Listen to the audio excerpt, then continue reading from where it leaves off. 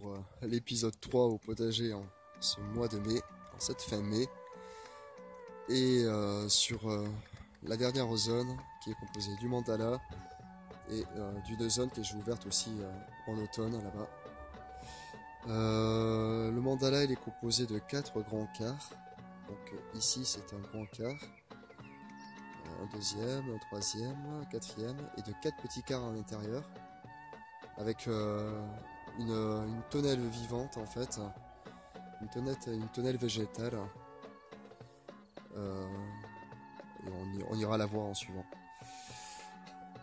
Sur ce petit quart, j'ai planté des tomates. Alors je reviendrai un peu plus tard quand celles-ci elles se seront bien développées pour revenir sur la variété en fait que j'ai plantée. Et au milieu de ça, toujours pareil, on retrouve de la courgette ou de la blette, des hippomées, du ricin, de la roche pourpre. Alors cette année elle est assez jolie. On verra ce que ça donne. J'ai des plants. Alors il est tout petit. C'est du Chénopode Bonahenri, donc c'est un épinard. J'y tiens, j'ai pas beaucoup de semences. J'en ai refait cette année.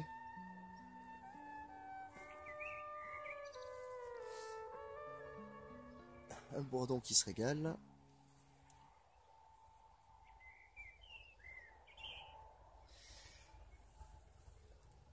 Ça c'est une marguerite des prés.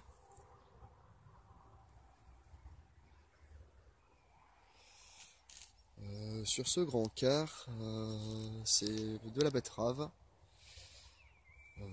Ma laitue à couper qui se ressème facilement.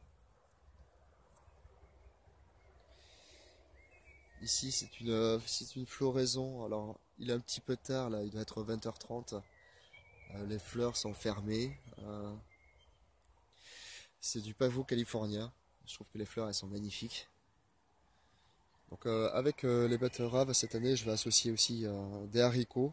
Donc normalement je les plante demain. Les haricots je les ai fait en godet.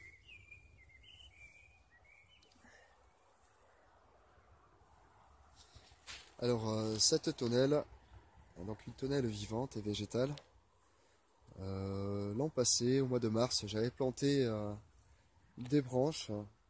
J'avais enfoncé ces branches, c'est des branches de peuplier noir.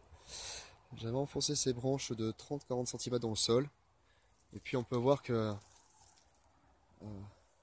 ça pousse bien, c'est génial. En tout cas, le petit, il s'éclate là-dedans. C'est sa cabane. Sur les 4 petits quarts, sur les 3 petits quarts, parce que j'en ai un qui est impermanent. Sur les 3 petits quarts, j'ai planté de la courgette et de la blette. Une dernière laitue à couper rouge. Celle-là, c'est pour la semence.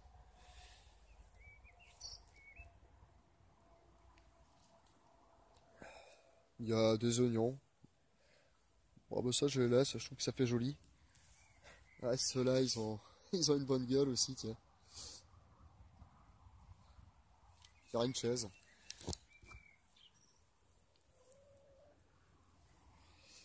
Sur ce grand quart, j'ai pas encore défini exactement ce que je voulais faire.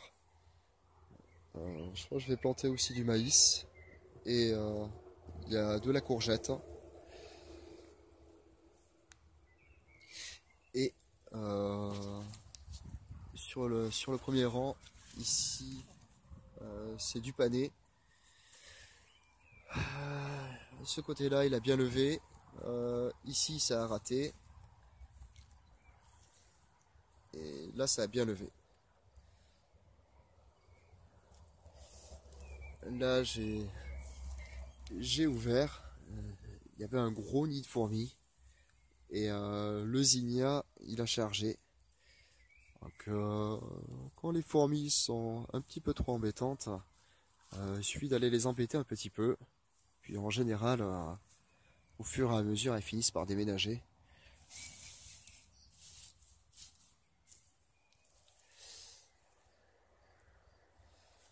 De la bourrache qui se ressème toute seule.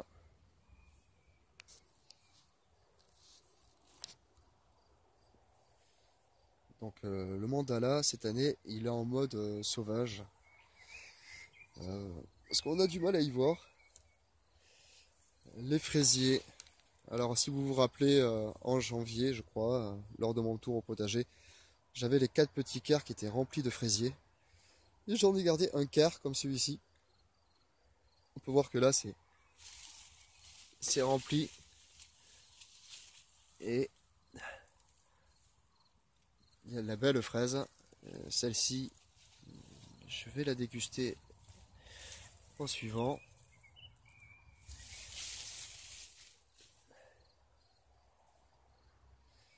Alors là, j'aime beaucoup, c'est une laitue, ma laitue à couper verte qui s'est ressemée au milieu du pavot. Ce pavot est magnifique, il a une couleur.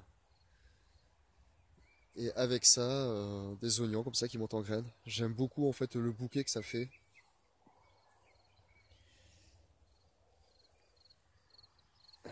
Sur ce grand quart de mandala, c'est encore de la tomate, hein. De la tomate et ici je vais faire des haricots nains, des haricots beurre.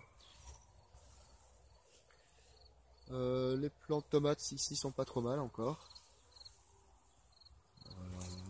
On peut voir que certaines feuilles sont tachées, mais ça c'est pas grave, là, ils sont bien partis.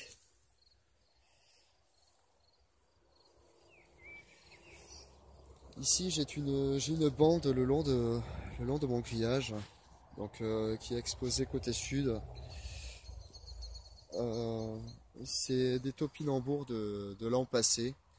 Donc j'avais fait la récolte et j'en ai semé sur tout le long. Ça me sert de prise vent et en même temps de prise vue, même si les voisins à côté ils sont pas non plus en train de guetter quoi. Mais essentiellement de prise vent. Au milieu de ça, avec quelques morceaux de bois, on peut faire un petit hôtel à insectes. Et là, c'est surtout les lézards qui viennent s'y nicher dedans.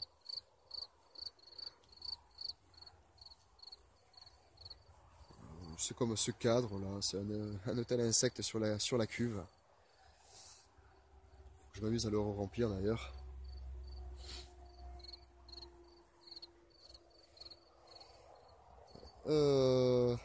Comme l'an passé, j'ai refait des courges en pot pour venir couvrir la cuve. Je sais plus, je sais plus du tout qu'est-ce que c'est. Je sais pas, je me rappelle plus. 37 bis, ça c'est une musquée de Provence. Et celle-ci, je crois que c'est la courge spaghetti. Il me semble que c'est ça.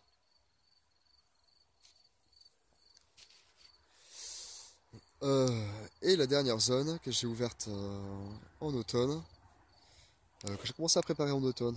Alors, sur le principe de 1067, c'est un non-travail du sol avec une couverture de foin. Donc il y avait une sacrée épaisseur. Pour vous dire, l'épaisseur est arrivée au niveau de la 3e palette. Donc à ce niveau-là, on peut voir que le foin a grandement diminué. Et j'avais redéposé, notamment pour les pommes de terre, une nouvelle couche.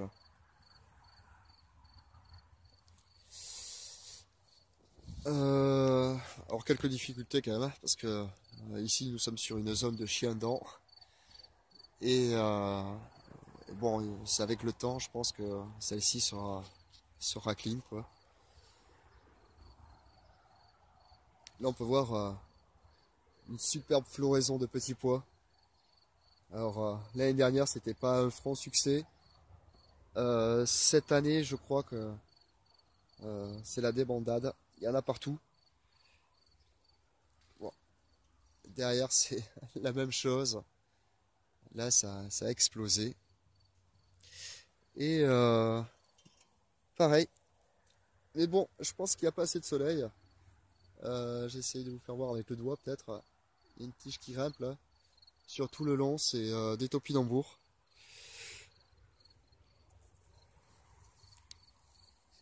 Les petits pois, cette année, magnifique, hein. Je pense qu'on va se faire une belle récolte, hein. J'ai vu qu'au fond, ça commençait à arriver. À côté de ça, il y a des oignons. C'est une zone qui fait 50 mètres carrés, 48-75 exactement. Et c'est vrai que cette année, j'ai planté assez dense sur cette zone. Euh, Beaucoup de pommes de terre, c'est vrai que elles ont la particularité de bien préparer le sol. Et puis c'est une culture assez facile aussi. Donc j'ai fait pour ça des bandes en fait de 1 mètre. Donc il y en a 5 ou 6 ou 7, je sais plus. Et sur cette zone-là, c'est de la tomate. Il y a 20 plants, avec toujours des fleurs au milieu. À l'intérieur, on y retrouve ici les oignons. Là, il y a un nouveau semis de carottes, parce que le premier n'a pas du tout fonctionné. Je crois que je compte 3 carottes au total. Et là, c'est les limaces qui sont responsables. Et sur tout le long, c'est aussi des échalotes.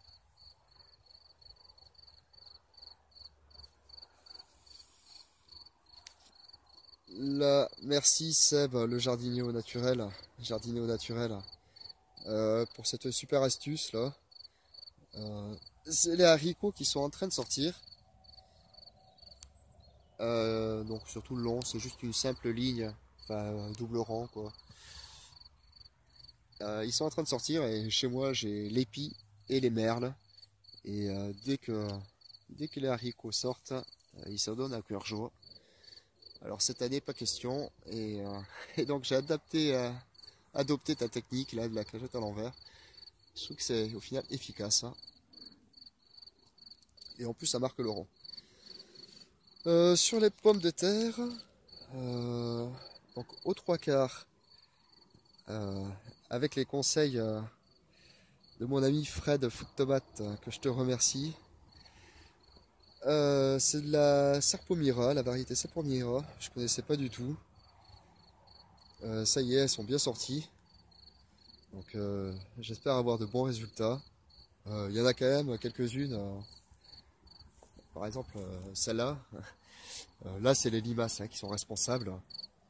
Euh, Cette zone, elle est infestée de limaces.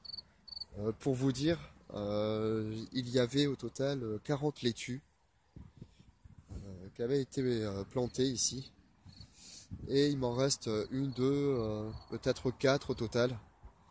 Normalement, pour les laitues, je compte un ratio de 1/4, donc une laitue pour moi et 4 pour les limaces. Et cette année, euh, elles ont été plus gourmandes que prévu. Au milieu des pommes de terre, c'est un sillon de lin qui a été tracé et des tournesols qui ont été plantés pour faire un petit peu d'ombre aux patates quand il va commencer à faire chaud. Et aussi pour amener de la hauteur parce que euh, là, c'est pas comme ça que je vois le potager, mais c'est une zone de pommes de terre en même temps.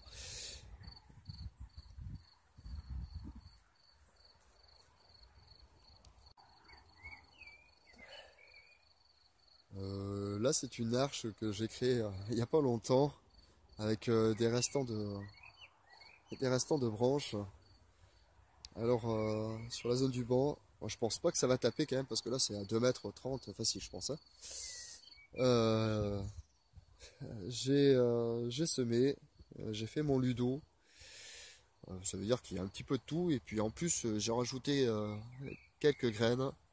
Merci Ludo pour ton inspiration, parce que maintenant je me retrouve avec des, euh, des semences surprises, des levées surprises.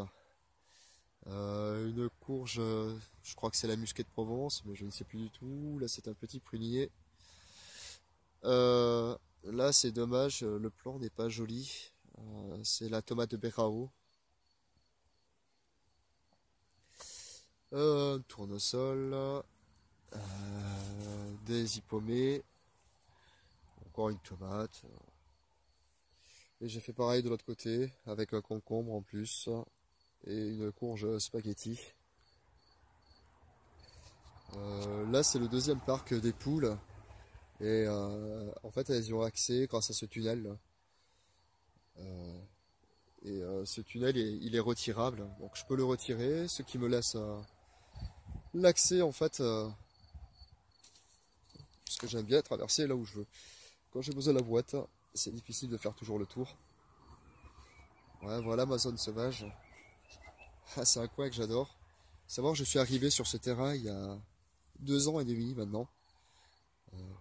C'était fin janvier 2016. C'était un terrain qui était plat et où il n'y avait rien dessus. Et c'était vraiment vilain. Là maintenant, on peut découvrir tout un labyrinthe. Donc, bah, c'est les enfants qui sont contents aussi. Il faut les voir courir là-dedans, c'est génial. J'ai encore une surface ici de à peu près 200 mètres carrés. Celle-ci n'a jamais été tondue en fait. Et je peux voir l'évolution d'année en année. Alors, c'est rempli de chiens-dents et de liserons. Mais je vois que ça évolue vers autre chose. Bien plus de... En plus de liserons et du chien-dent, il y a aussi de laquée et des millefeuilles. Cette année, je vois beaucoup de céréales aussi. Et de vesses. La vesse qui s'est semée spontanément, qui vient spontanément en fait. Hein. Les grandes tiges, c'est du fenouil vivace. Celui-ci était déjà sur le terrain avant que j'arrive. Je vous reprends du coup le lendemain parce que j'ai une panne de batterie. Alors, nous sommes toujours sur cette zone sauvage, cette prairie que je laisse depuis 2 ans et demi maintenant, et dans laquelle je viens prendre possession vraiment petit à petit, et en essayant de respecter ce qui s'y trouve. Alors en automne, j'ai ouvert des poches comme celle-ci. J'avais déposé du foin, de la tonte et des feuilles. Et cette année, j'ai fait quelques courges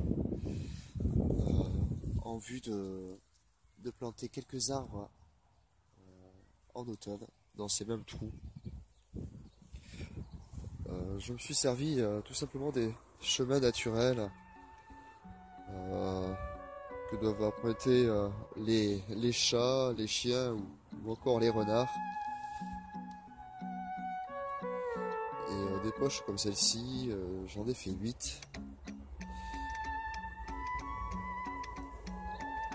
Ça a l'air de bien se développer.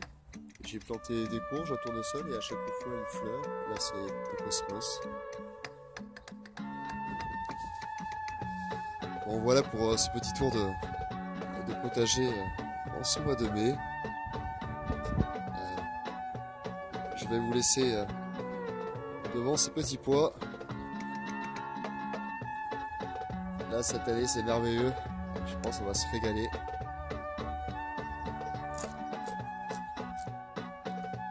Et en vous souhaitant de bonne culture, une belle abondance. Et à bientôt pour une prochaine vidéo. Salut, salut!